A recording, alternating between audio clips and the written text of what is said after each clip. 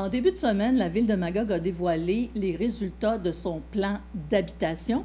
Alors, les résultats sont pas mal intéressants. Pour faire le bilan complet, on a la mairesse de Magog qui est avec nous. Bonjour, Madame Pelletier. Bonjour. Alors, Madame Pelletier, justement, un bilan. Donnez-nous donc les grandes lignes, s'il vous plaît. Oui, alors, c'est ça. Comme vous dites, ça a été adopté en 2023. Puis notre objectif, c'était de construire davantage à Magog parce que avant, en moyenne, on a toujours été à 125 portes par année. Puis on voulait avoir environ 100 portes de plus, donc passer à 220 portes par année jusqu'en 2030. Puis pourquoi on voulait construire davantage? Parce que si les gens écoutent un peu toutes les tribunes dans les journaux, même nationaux et tout ça, ce qu'on dit, c'est que... On manque de logement. On manque de logement. Alors, c'est toujours, la rareté fait en sorte que les prix augmentent. Donc, une des premières stratégies, c'est de faire en sorte qu'il y ait plus de disponibilité. Puis, le seuil d'équilibre pour justement avoir un logement inoccupé, le seuil d'équilibre, c'est 3 d'inoccupation. Puis, en 2023, on était à 1,3 d'inoccupation, donc on était quand même pas mal en bas. Dessous, oui. Oui, puis là, bien déjà, depuis notre politique, bien, on est rendu à 2,7 d'inoccupation, donc on s'approche drôlement du 3 Ça, c'est un premier geste. C'est un bon point, effectivement. Puis, vous avez aussi donné des chiffres sur le nombre de permis accordés. Il n'a pas tant augmenté, mais ce qui a augmenté, c'est le nombre d'unités que ces permis-là vont permettre de construire. Oui, alors, tu sais, comme les gens, s'ils suivent les affaires municipales, notre plan d'urbanisme, notre fonds réglementaire, bien, on l'a complété, il est à la MRC en révision et tout ça.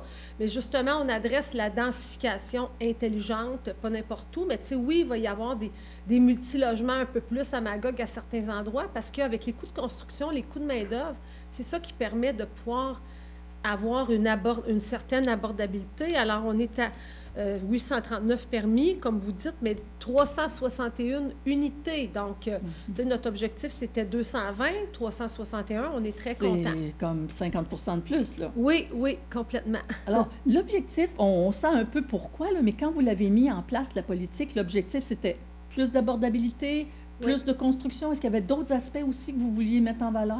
Oui, bien, on voulait aussi, on a un règlement, on voulait que chaque personne qui vient chercher un permis à Magog contribue à l'effort collectif d'essayer de faire en sorte qu'on ait un toit à l'accès, tu sais, comment dire, abordable pour tous les moyens.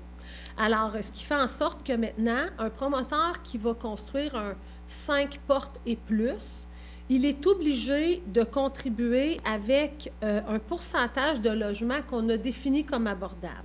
Bon, on comprend que c'est une définition que la ville de Magog, avec la littérature, là, est allée identifier. Donc, l'abordable pour un promoteur qui fait 5 portes et plus, c'est à 80 du coût moyen des logements vacants qui sont sur le marché à Magog. Alors, c'est quand même, tu sais, c'est bon. Une chambre à coucher, c'est 905 Deux chambres à coucher, c'est 102 tu sais, c'est 1200 Tu sais, on comprend que c'est quand même encore pas accessible à tous, on le comprend.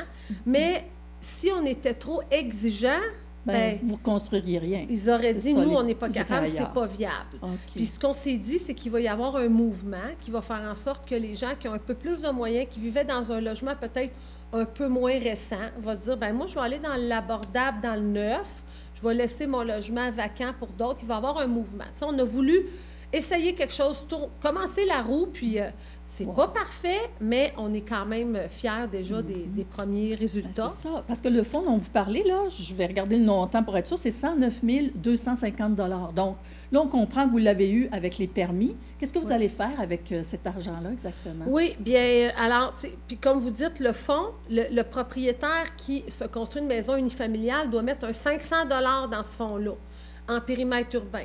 Unifamilial, périmètre hors urbain, c'est 1 000 Un condo, il ne peut pas mettre de logement abordable dans son condo parce que c'est propriétaire.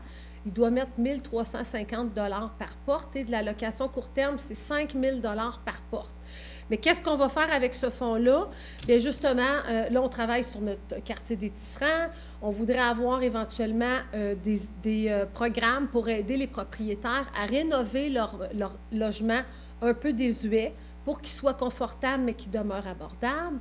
Le droit de préemption, que les villes peuvent acheter des terrains en premier, en priorité, mais ça pourrait nous servir. Alors, tout ça, on a plein de belles idées pour éventuellement développer du réel social, hein, qui est vraiment là, des portes de logements sociaux qu'on n'a pas eu très peu, qu'on a eu très peu malheureusement dans les dernières années à Magog. C'est encore une nécessité très rapidement, mais 2025, ça s'annonce comment?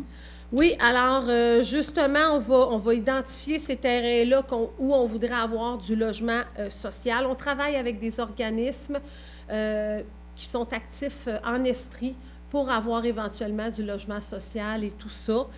Quartier des Tisserands, donc continuer à en prendre soin de ce quartier-là. Alors, on s'arrête là-dessus. Merci beaucoup. On vous souhaite une bonne année 2025, surtout en construction de belles unités neuves. Bien, merci beaucoup. Merci, Mme Pelletier.